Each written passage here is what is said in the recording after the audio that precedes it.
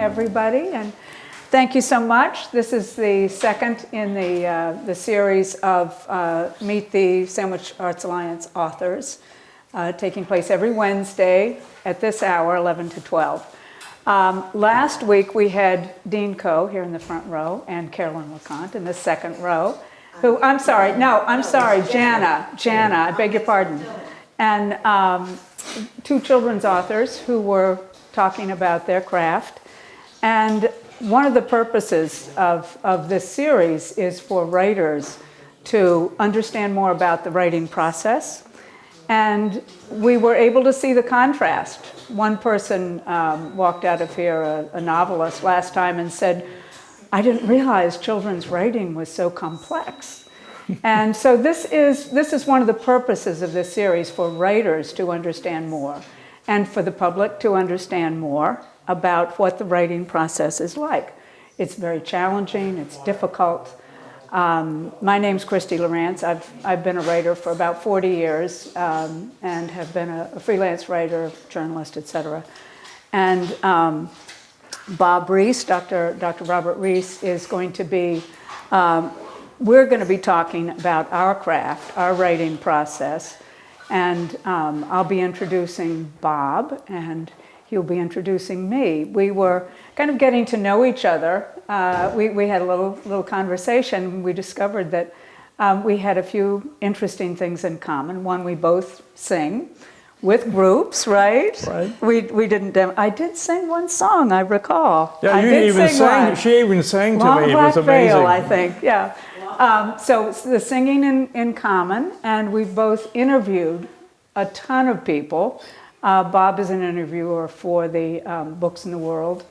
Anybody seen that? It's a Mid-Cape program with the Cape Cod Writers Center. Cape Cod Writers Center, right.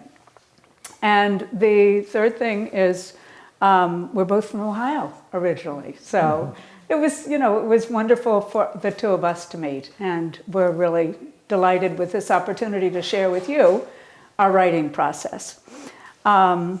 So Bob, let me see here. Bob is a pediatrician, was in general practice for 5 years, took a fellowship at Harvard Med, and went into family medicine.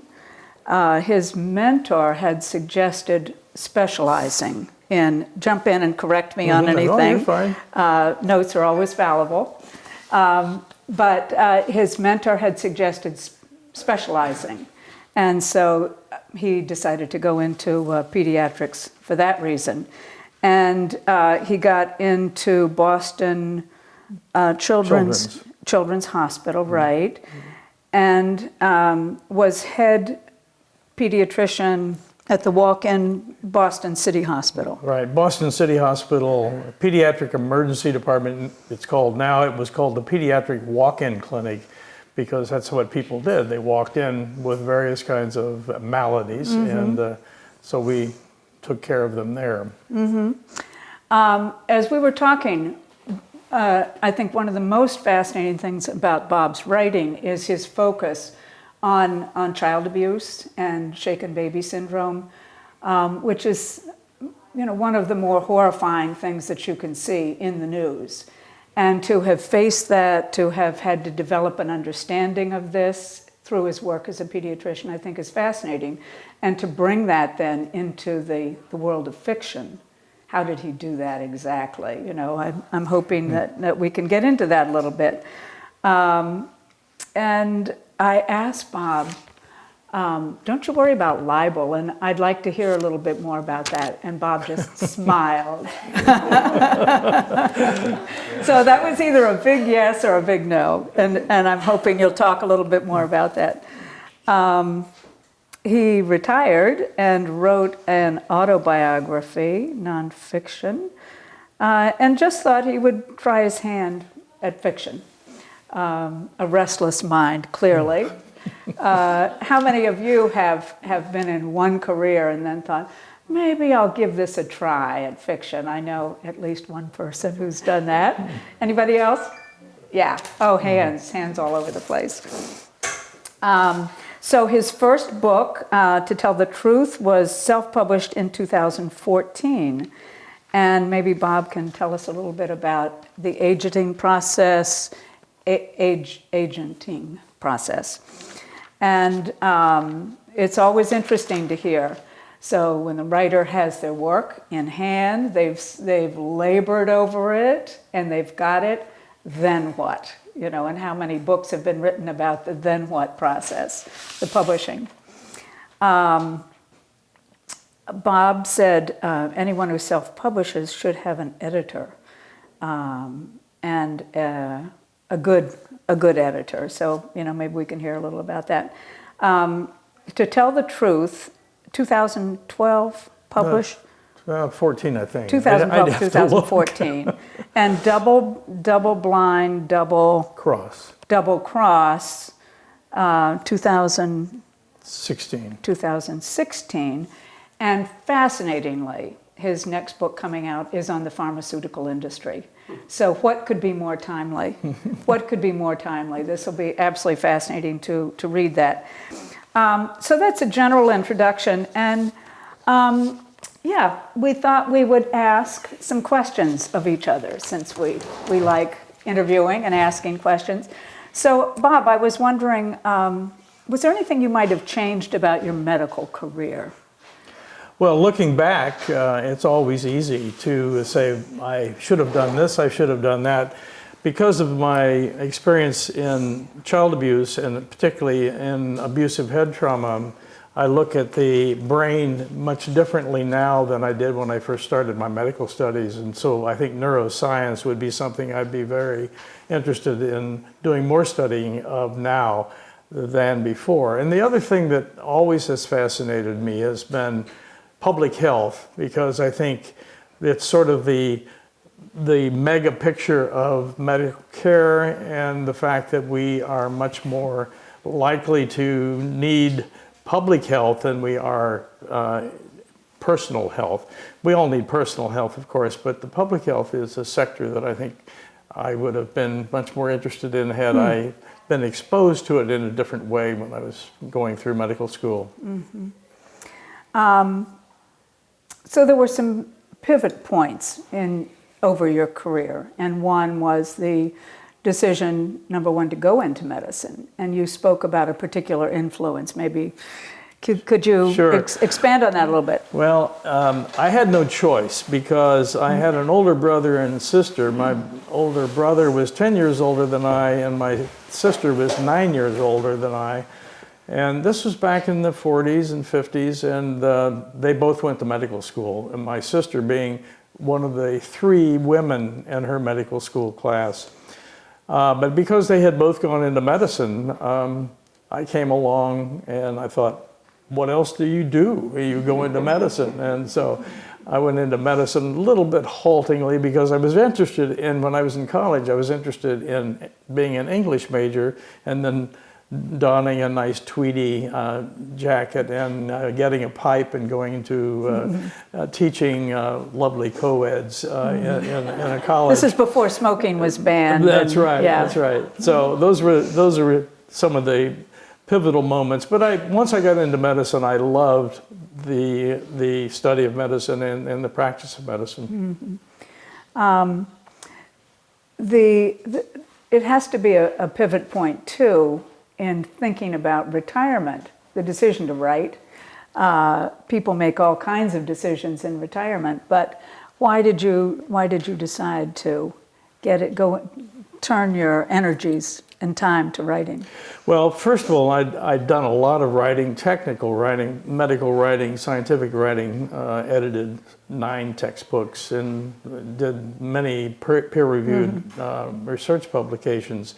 So I was pretty comfortable with the process of putting words onto the page, but writing fiction is a whole different exercise, as anyone who's done it must know. So that's why I started with an autobiography, which was sort of a transitional kind of thing. It's nonfiction. My children think maybe a lot of it was fiction, but it really, in my view, it was nonfiction.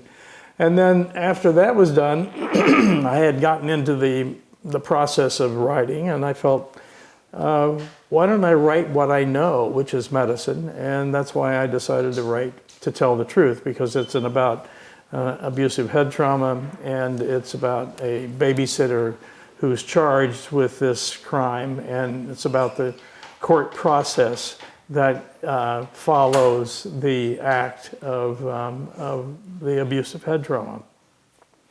So that's how I got started on that. And once I got started doing that, I got hooked. And what hooked you exactly? Well, I think the practice of medicine is a non-creative kind of activity. You do a lot of things, but you don't create. And I think after creating that book, I was thinking this was fun. I really enjoyed the act of producing characters, playing God, making characters and making them do what you want them to do. And I thought, this is great fun. So I thought, I think I'll do this second book. And that's that's how I got into the second book. I was wondering too, was it hard or easy to incorporate your technical knowledge as a pediatrician, as an observer, as a technical writer? Was it hard to turn that knowledge loose in the world of fiction? Yes, it really was, because one of the things I remember going to a Cape Cod Writers Conference 2 or 3 years before I actually published this, and reading some of my medical information as part of the fiction, and several people would say, that's way too medical. You shouldn't put all that medical information into your writing. Nobody's going to be interested in reading that. And so I took that as a signal that I had to tone down the medical aspects and try to make them more accessible to the reader, which I had a little experience doing when I was a doctor, trying to teach patients, what I was trying to teach them about their therapy. I had to talk in their language rather than in the technical language. So, but that was hard to do, hard to moderate my data dumping, as it were, of medical information into the printed page. Dealing with child abuse, dealing with the shaken baby syndrome as a professional doctor requires objectivity, doesn't it? Yes. And as a novelist, you're taking a more subjective point of view. Was that difficult? I can imagine, as a mother myself, someone who loves children, that it would be extremely difficult to tackle this subject. So can you speak to that experience for you, that personal experience? Sure. Well, a lot of medical students and residents in my teaching experience would ask me, well, how can you do this work? It's a terrible part of medicine. And my response was always, medicine in general is not always a happy kind of profession. The neurologist who deals with a chronic epileptic, for example, or disabled children, or people who deal with terrible accidents, these are all things that are not exactly pleasant. So I think part of it was a dulling down of the reaction, the emotional reaction to the issue of someone hurting their child. And then actually, as time went on, I began to intellectualize. That is, I was able to transfer the emotion away from how could you do this to why did it happen? Why did you do this? What actually happened? What are the biomechanics of this injury? Why did this child suffer the injuries that we see at the time? And so it became that kind of a process. It made it easier to deal with it, and I didn't get so caught up with the blame game of how could you do this? Aren't you a bad, terrible person for doing this? And most of the time, the people who do bad things to their kids do it out of an impulse. It's a momentary thing. They're not basically bad people, but they had a bad moment. And I think that was something else that I was able to incorporate into my writing, that the accused babysitter in my novel, I tried to make her not a monster, somebody who was more sympathetic than the kind of things that you see portrayed. Thanks, Bob. You had to make some decisions about publishing, and we talked about that a little bit. Maybe you can explain your thinking, which all the writers here, are dealing with, either now or to come. Well, the dichotomy always is: should I get an agent and go the traditional route, or should I try to self-publish? Those are the two major possibilities. My wife, Betsy, sitting in the audience here, said, "What do you mean get an agent?"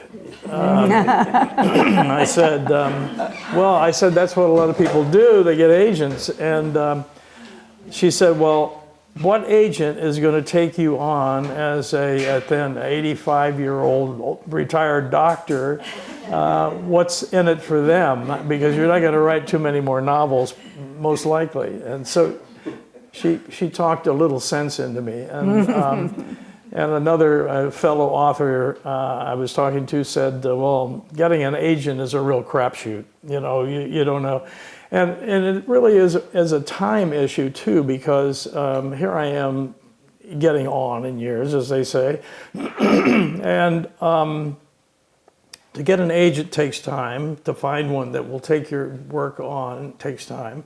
And then for that agent to shop your work around to these nasty publishers that really aren't interested in this kind of stuff, that takes time. So all of a sudden I'm 90 years old and I still haven't published anything. So I decided I better get this into print the easiest and fastest way I can. So that's why I went the self-publishing route. Now, there's always questions about, well, how do you sell the book then? And that is a question, but it's also a question with traditional publishers, because most of them don't do a whole lot for you in terms of marketing. And so marketing is always a problem. You talked too about the importance of editing, and your writing was completed, but there was a critical piece for you with the editing. Maybe you can speak to why that mattered. Right. Well, it mattered a lot because being a neophyte as a publisher, as a writer, I had no idea. I read the books, Stein on writing, all the usual books that you read when you are trying to write. I read those, and I still knew that what I was writing was not necessarily the best thing that's ever been written. So my publisher also, when I sent my manuscript to him, he read it over, and he said, Bob, I think maybe it would be a good idea for you to get an editor. And he suggested an editor for me, and I sent it to her. And she did a magnificent job of editing and taught me a lot about writing, and I think made me a better writer over the course of her editing talents. So I really do believe that that's a necessary step. I've also used beta readers being not family, not friends, but people who like to read and are able to take the time to read for you, and then give you suggestions about where they find problems with the book and so on. And just one last question. Why did you smile when I said, are you worried about libel? No, no, less on the smile, but I think of that as such a fearsome piece of writing. You're putting something into print forever, and especially the subjects that you've tackled, even if it's fiction. So can you speak to that? I do worry that I don't want to make a character that is too close to a real person, because I think that's dangerous. Not only from a libel standpoint, but it's just unfair to do that. Secondly, who's going to sue me? I mean, why would they sue me for libel? What are they going to get out of that activity? They're not going to get much money because, there's just not much money there. And so I'm not sure that that's a high risk kind of thing. Now, I am a little concerned. One of my friends used to say he was writing a book about the medical care industry and the health insurance industry and so on. And I said, David, aren't you worried about getting sued by the healthcare people? He said, oh, bring them on. He said that would really help the sales. Well, there you go. There's your marketing strategy. Well, we'll switch gears now. Fair's fair, and then you'll have your chance to ask some questions. I get to be the questioner now, and she gets to be the one to answer. Yeah, the hot seat. Well, Christie, we talked yesterday, and I was fascinated with your background. Why don't you talk a little bit about your background as a writer and where it all came from? Well, I've been a freelance writer for a long time, and what that really means is that you'll take anything for pay. If there's an advertising agency who needs a wordsmith, if there's a class that needs to be taught, if there's a brochure that needs to be put together, I was hired to be a writer essentially for a wastewater public participation program. I had to look up exactly what wastewater was, but of course that was after I had accepted the job enthusiastically. And I learned a great deal. So if you want to talk after about tertiary treatment, bring it on. But, and I learned as a writer too, that your skills, your writing skills can take you anywhere. Whether you want to go there or not. And I'm thinking of having said to a friend, there's only one subject I wouldn't want to write about. I just think it would be so boring. Cranberries. And I'd been writing for Cape Cod Life about artists and Cape Cod Times and travel books, Photos Travel Guide, and all different kinds of subjects, which is where all the interviewing comes in. But those cranberries just sitting there, I just thought, oh my goodness. 2 weeks later,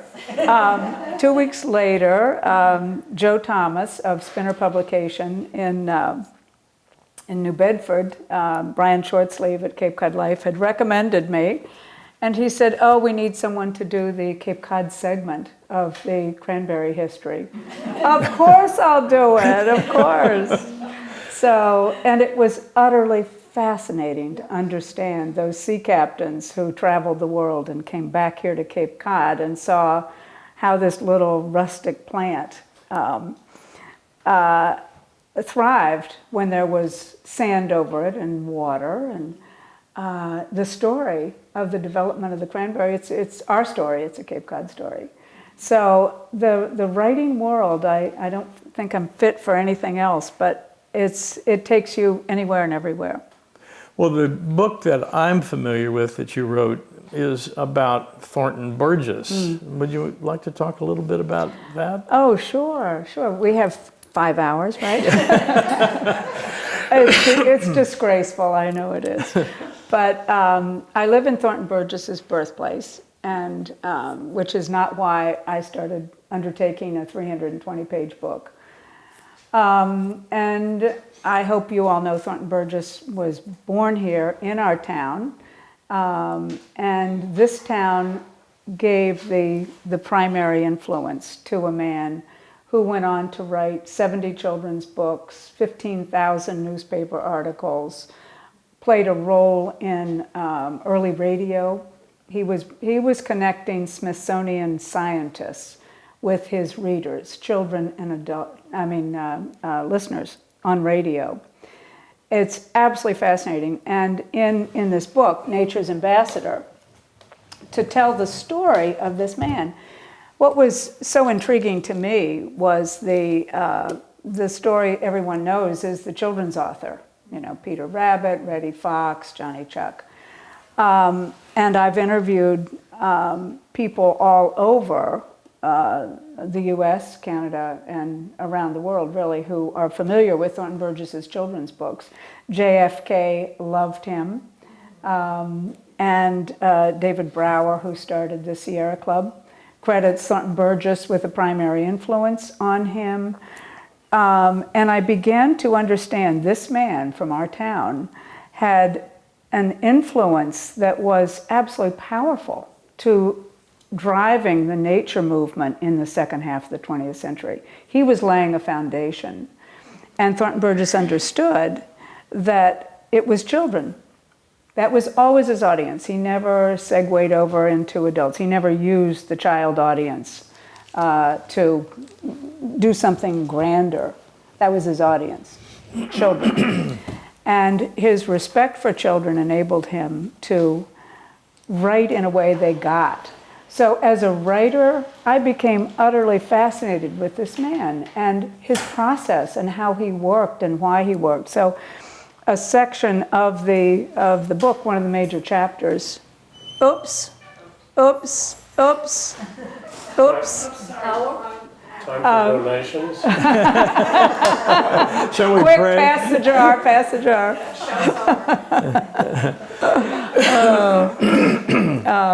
Where was I? Talking about his naturalists and the children as Right. audience and so on. Right, and his not changing from that. And my respect for him as a writer. But it's the story of Thornton Burgess as a naturalist, as a conservationist, environmentalist. And I began to see him. My learning, this is another thing about being a writer, is what you learn. And your personal journey is enhanced by being a writer. You come on things you never thought you would come upon.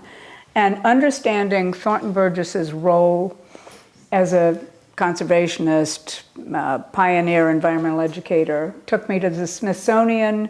It took me to Japan, to a librarian there, speaking with as I said, a Smithsonian researcher. And those were his people. Thornton Burgess, his favorite people were the naturalists, the environmentalists, the Smithsonian guys. It was not the writers. Mm-hmm. And he sort of lost a little favor in the writing, in his legacy as a writer because of that.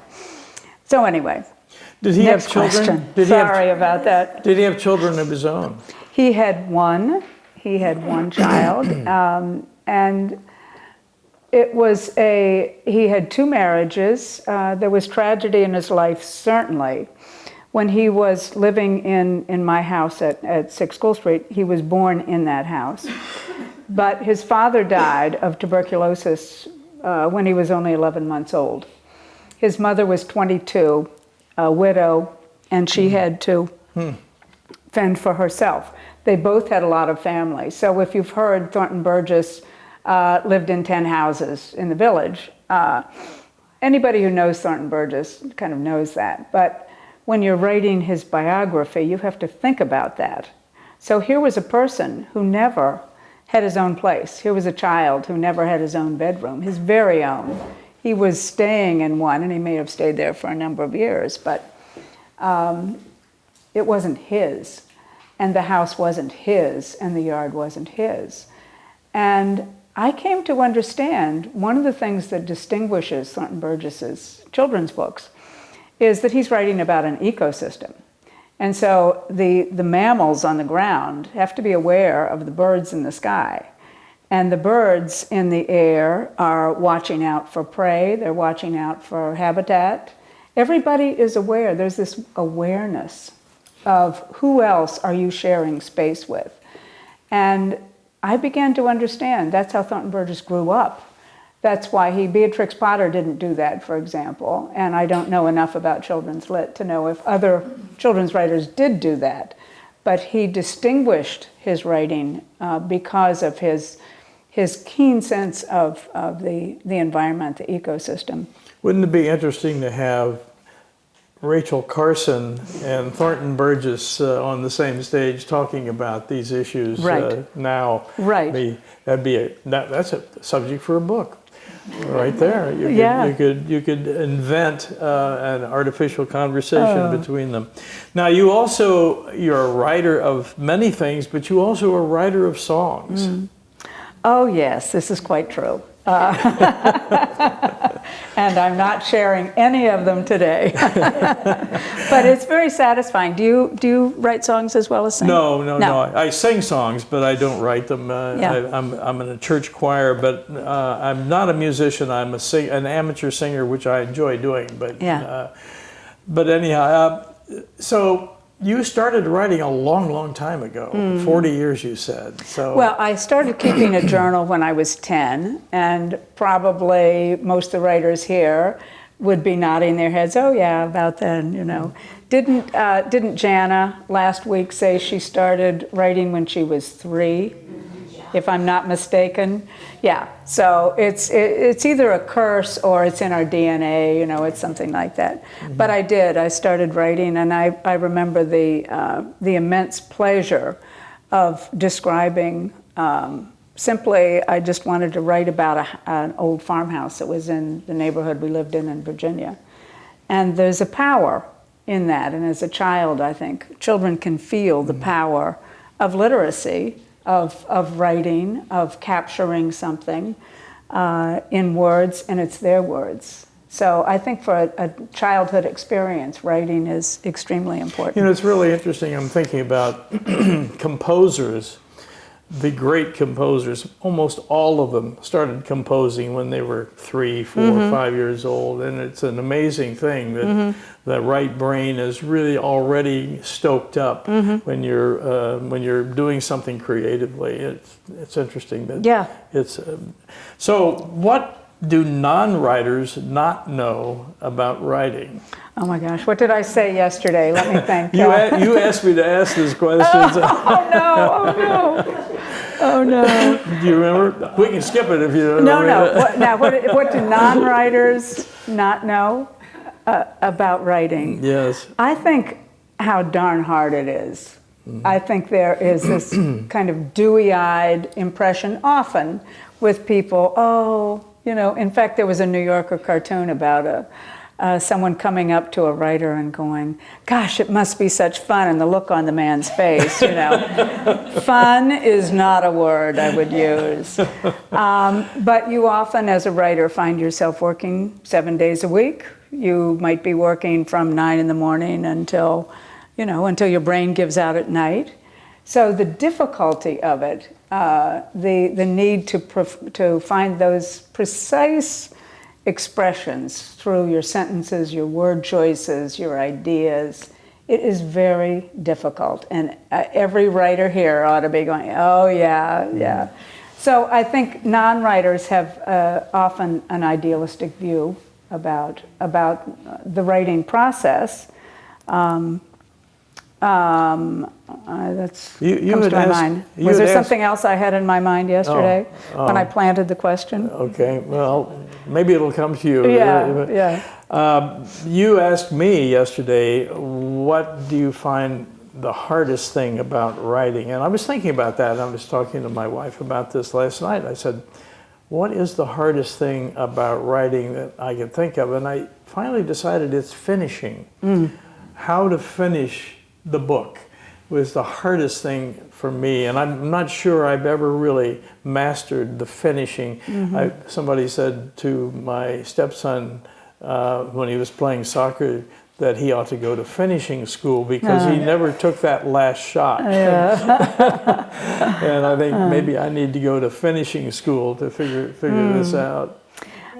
When I was teaching at UMass Dartmouth, the concept of writing being a worthwhile content, sensible organization, and readable style. And as a teacher, writing teacher, that was the approach. Those three elements are the primary elements of writing. Then you break each of those down and add on other things too.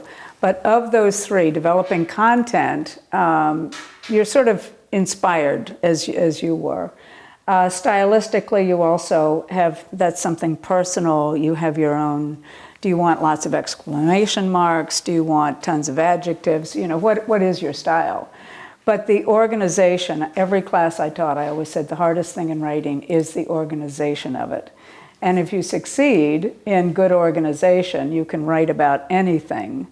And if you fail, you can take the most brilliant, and it may be good. You know, your subject matter may be amazing, but if your organization is confusing and the way you put things together just doesn't make sense, the reader has to work too hard. I think organization is the most difficult thing to achieve as a writer. So I assume from what you're saying is that you have your book planned out from start, middle, finish before you start writing? No, that's not true. I start with, and I'm working right now on another biography. I haven't learned my lesson yet. But I start out amassing information. And I've done this every article I ever wrote. I always gathered together, and I would just develop this sense of, okay, I've gathered enough. But it wasn't until I had gathered enough that I would stop gathering in information. And then would begin the organizing, rough organizing, and then would begin the writing, and then would begin the reorganizing. So those different processes. But I can't start doing anything, I can't do any planning until I've gathered in. It's like, I think of it really as harvesting. So, must be my Ohio background. Well, yeah, of course. When you were writing the legacy of the Nature's Ambassador, the Thornton Wilder book, Burgess. Thornton. Well, there are not too many Thorntons out there. I know. It's very true. Did your perception of the book change as you were writing it?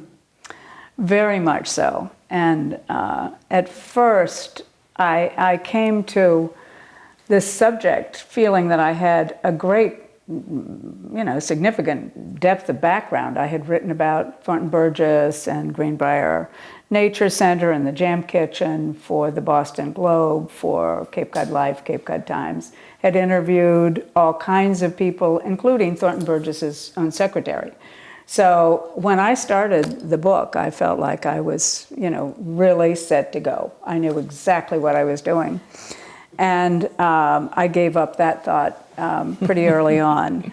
And was led, and this is really the adventure of writing, is you get led down these paths. Fiction writers and nonfiction writers, and songwriters, poets. I think it's the writing process is an adventure. Absolutely, I think. Yeah.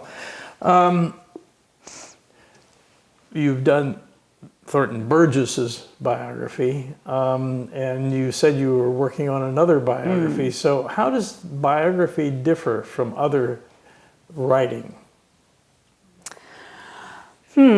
Well, I can't comment on fiction exactly. I think there's tremendous pressure. There's tremendous responsibility when you are writing about the life of someone. Thornton Burgess was born in 1874 and died in 1965. And so his life spanned close to the death of assassination of Abraham Lincoln and the assassination of JFK. So this was an amazing, amazing life that he had lived.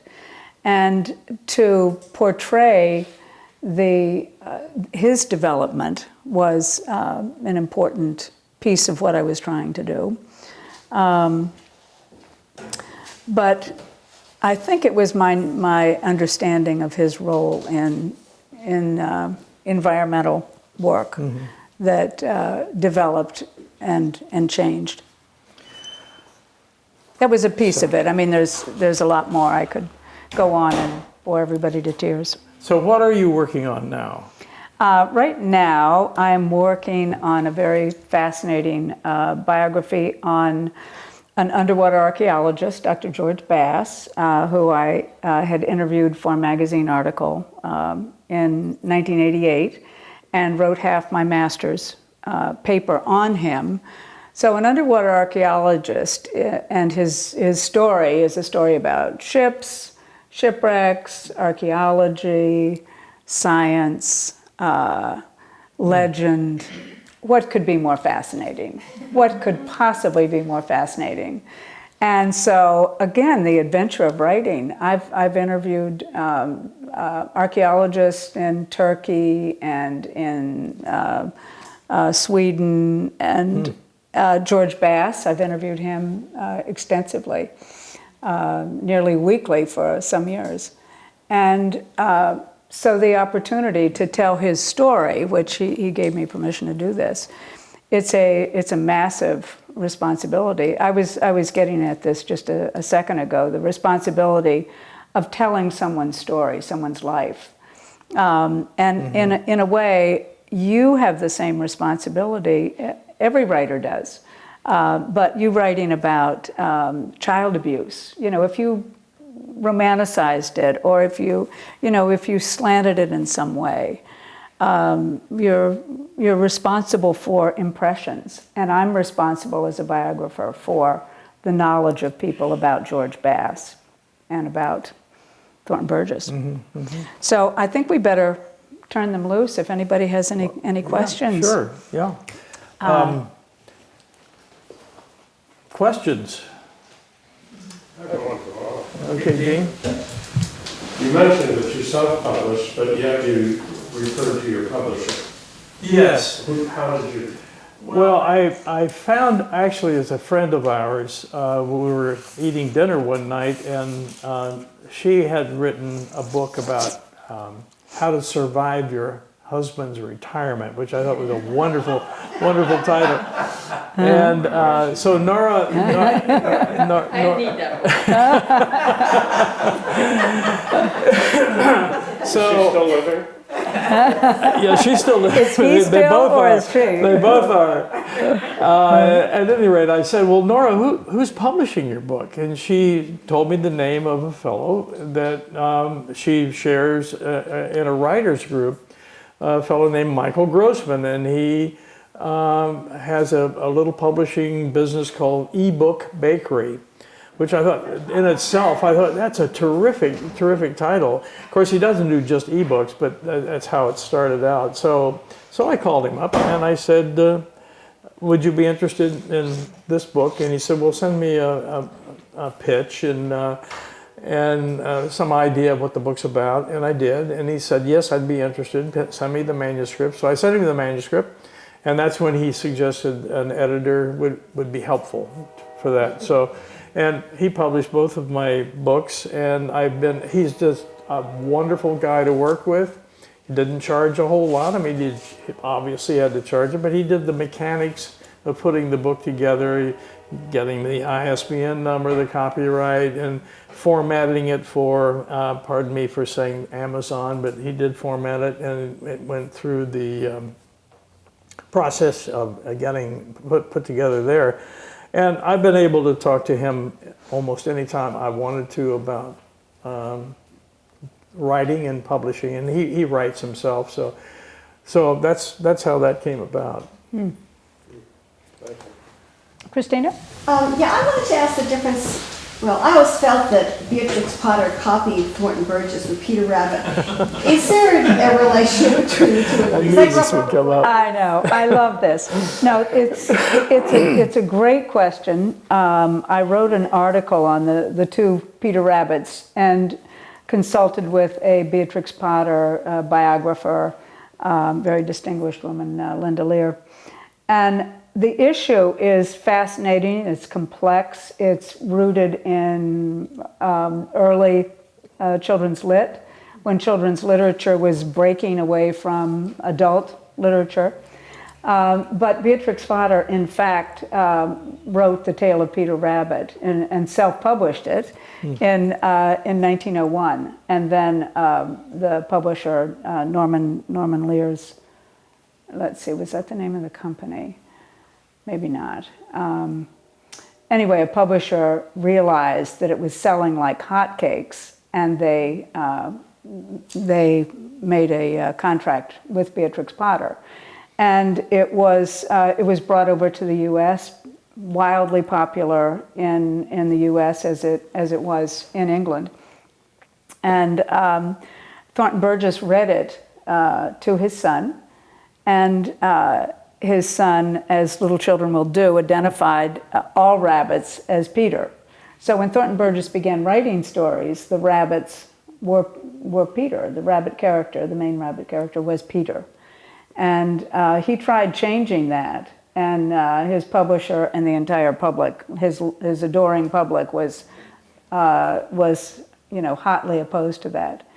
So it's a fascinating piece of literary history, and I've got some pages, I think about 3 pages in Nature's Ambassador, comparing Beatrix Potter, Thornton Burgess. And one thing I discovered was that they both met the loves of their lives, both Beatrix Potter in England and Thornton Burgess in Springfield, Mass., where he was living at the time. They met the loves of their lives in June in 2005. And within the year, both of those true loves had died.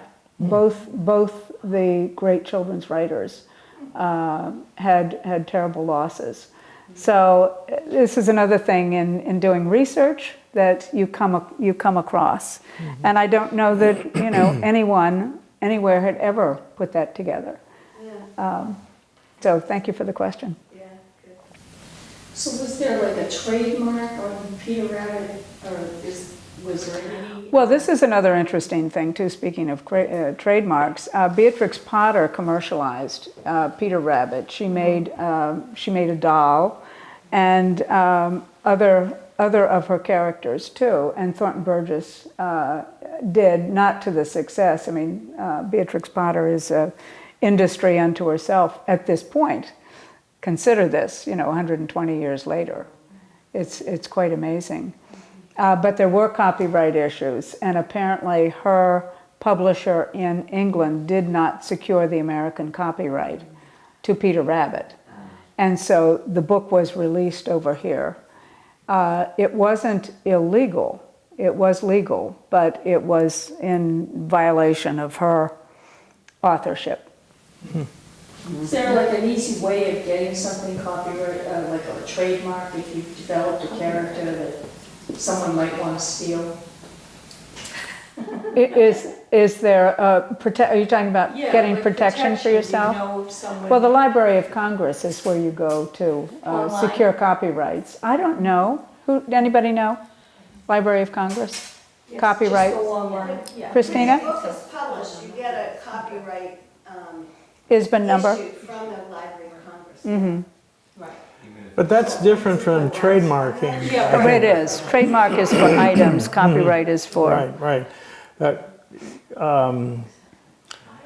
Sesame Street people would be the ones that would know all about that sort of thing, and Disney and so on, because they're all these trademarked things. But we're neither one of us lawyers, so It's true. Yes, I know. Thank God. Other questions? Yes, sir, in the back. I can maybe answer Bob's question Oh, good. about what the difference between your two writing is. The biography, you cannot fictionalize the character. And your writing, your fiction, you can't get the character too close to reality. exactly. So there's a big difference there. Thank you. That's a very important distinction too.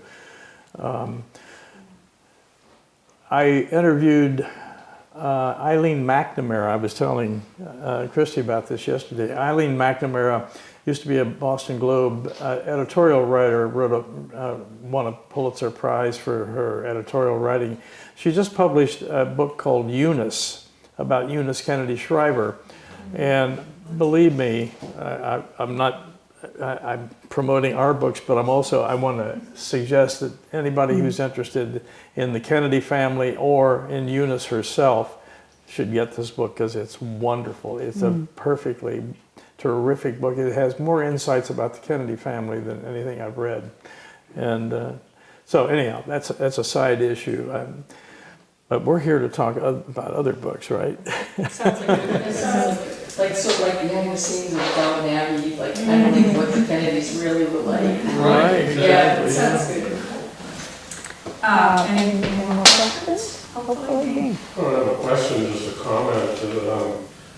Your comment, Bob, that one of the hardest parts is knowing when you're finished. And I'm thinking, as we're sitting here with all this art around us, how many of these artists knew when they were finished?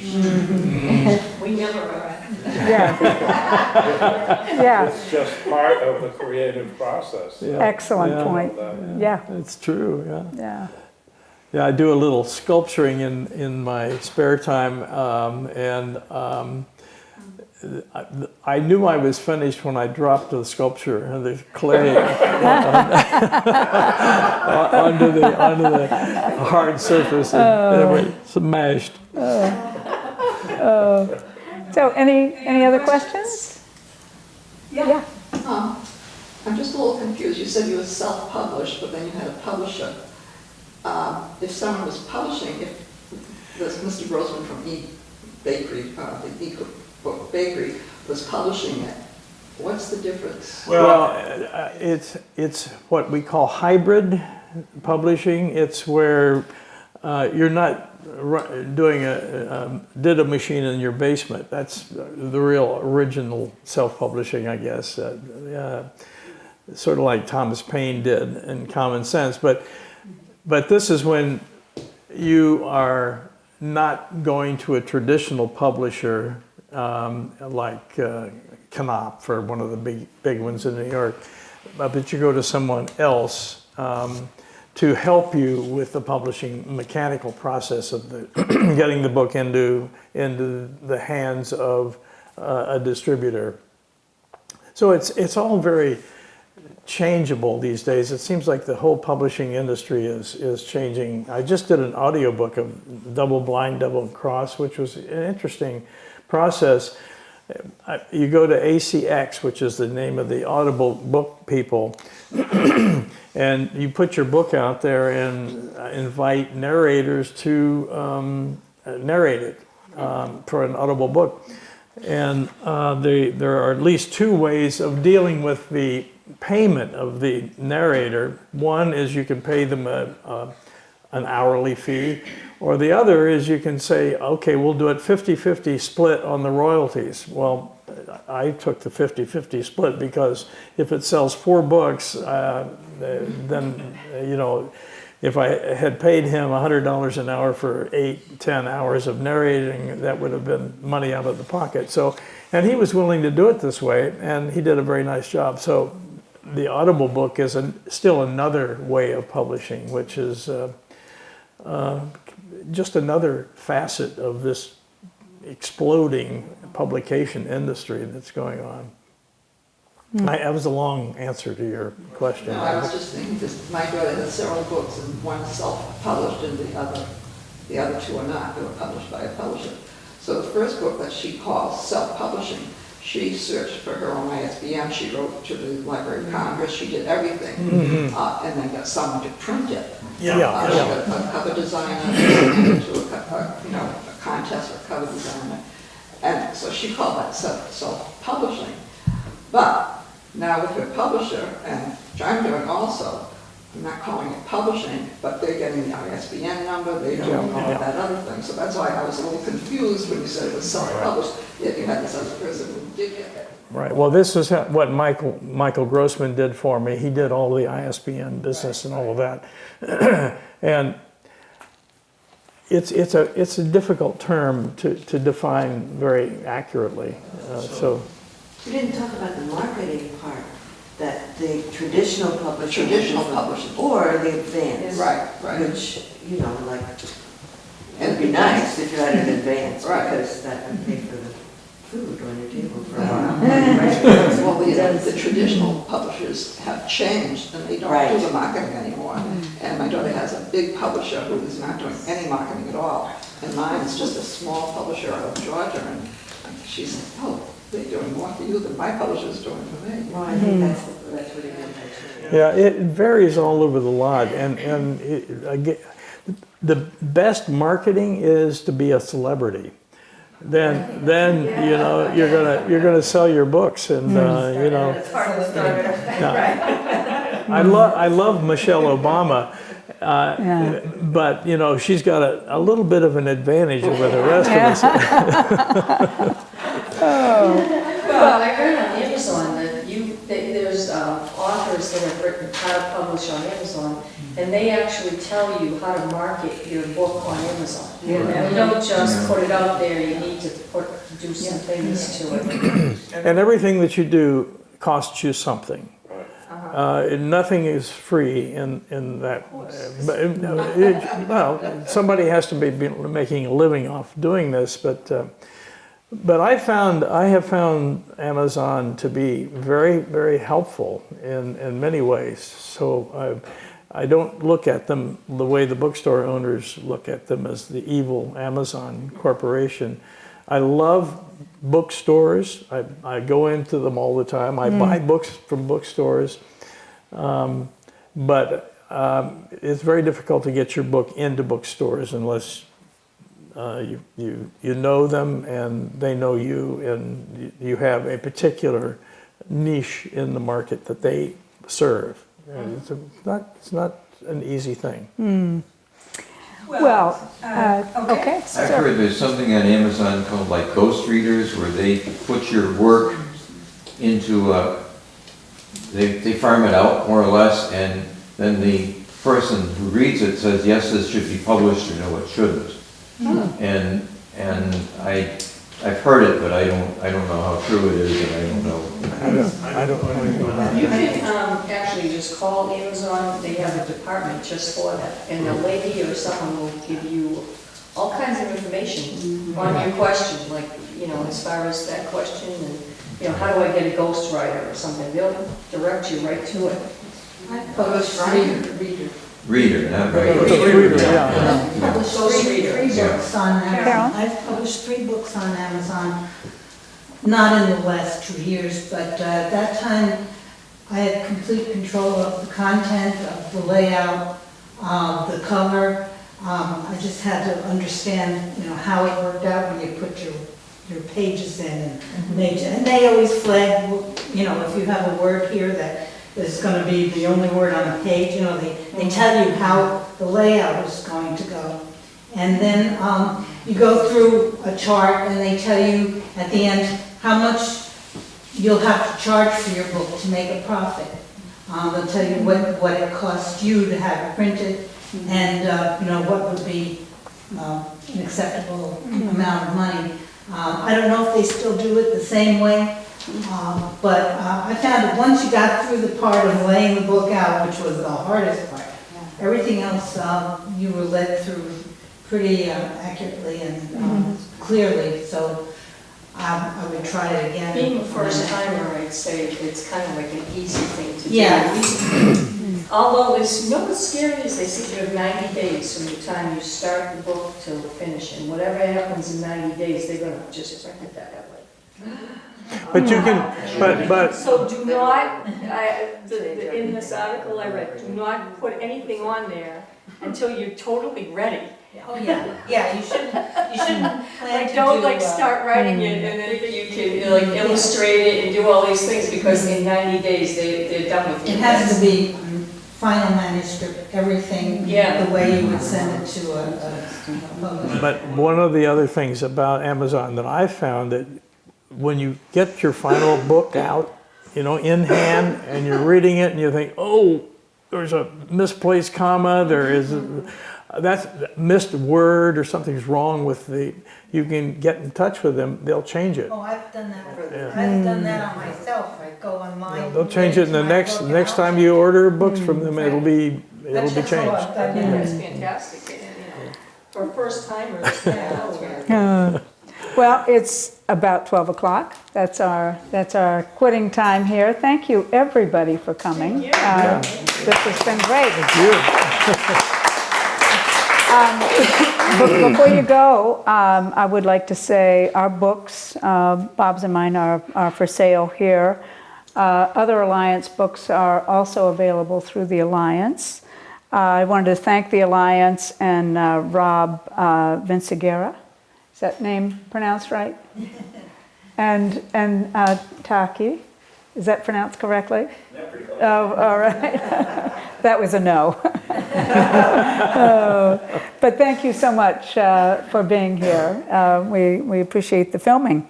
And next week we're going to hear from Carolyn LeConte, right here, and Catherine.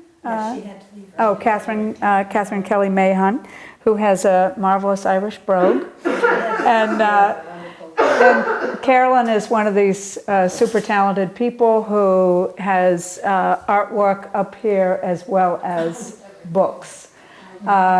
Children's books, fiction writing, cowboy stories. So this is, you definitely don't miss next week, 11 o'clock, 11 to 12 next week.